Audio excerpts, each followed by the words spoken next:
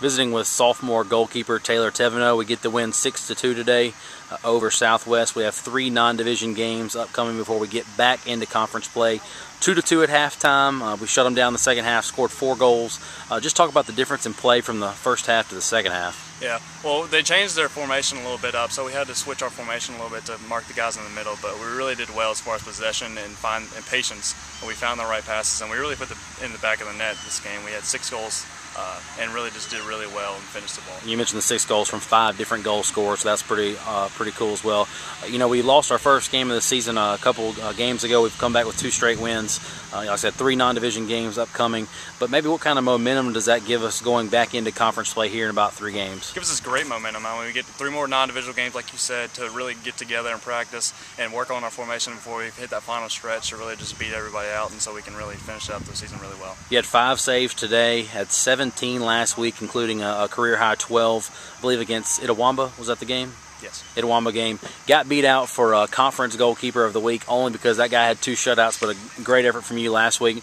Just talk about, you know, you being a sophomore leader, being in goal this year, just knowing coming into the season that it was going to be, you know, your position. Yeah, well, I really worked really hard in the offseason, just started formations and my positioning and footwork.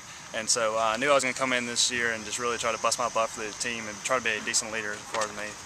Finally, you know, we're in position right now. We're in a good position. We're 4-1-2 overall. You know, we're right in the mix there for the conference lead in the North Division. It's going to come down to a few of us. You know, what would it mean, I guess, you know, you look at the women right now, Northwest women, you know, if they were to somehow find a way to win the North, the conference tournament would be here.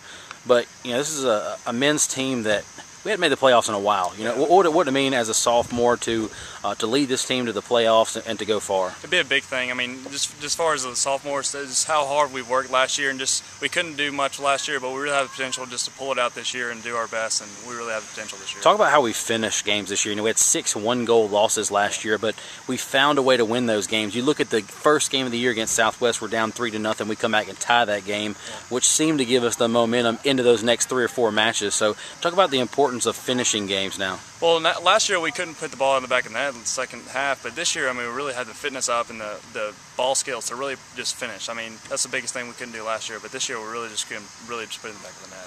Well, congrats on the win, 6-2, and you're donning the pink jerseys there. I'll step back, but breast cancer awareness game, so a lot of stuff going on today. But congrats on a big win, and probably one of the better crowds we've had in a couple years. So congrats and best of luck on Saturday. Thank you.